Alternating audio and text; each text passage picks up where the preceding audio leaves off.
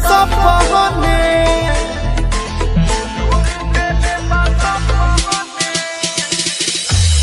ताजा ताजा मिलन जखम बा केहू देले बाया पहने दिल के भीतर जवन रही सजावले तोर देले बा सपने गिरे लोर अखिया से मोर लूटल संसार जनमो से ज्यादा जेके करत रही प्यार दिलवा संगे खेल के मुहे छोड़ले पाया जनमो से ज्यादा जेके करत रही प्यार दिलवा संगे खेल के मुहे छोड़ले पाया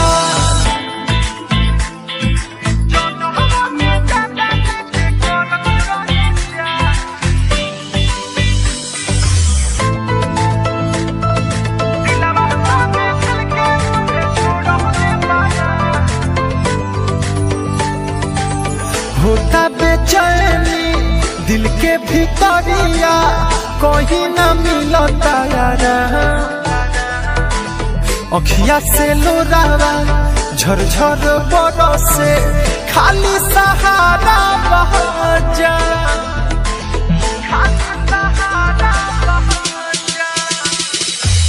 होता बेचैनी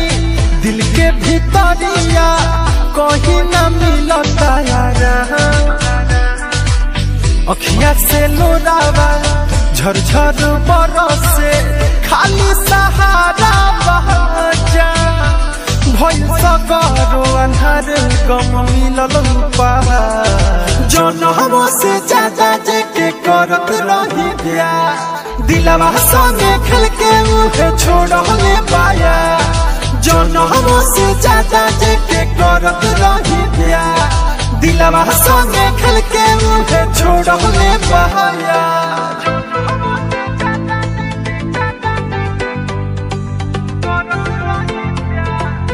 आदित्य रिकॉर्डिंग स्टूडियो गोपालगंज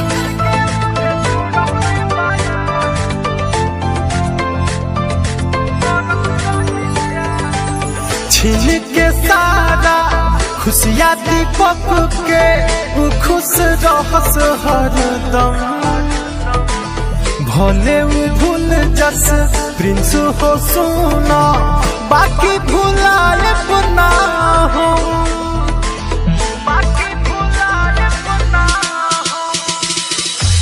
छीन के सारा खुशियाँ दीपक के वो खुश रहस हरदम भले भूल जस राहुल हो सुना बाकी भुलाए ना हम मोरनी मोह में जिंदगी कोई बेकार जनमो से ज्यादा जेके करत रही प्यार दिलवा संगे खेल के मुहे छोड़ले पाया जनमो से ज्यादा जेके करत रही प्यार दिलवा संगे खेल के मुहे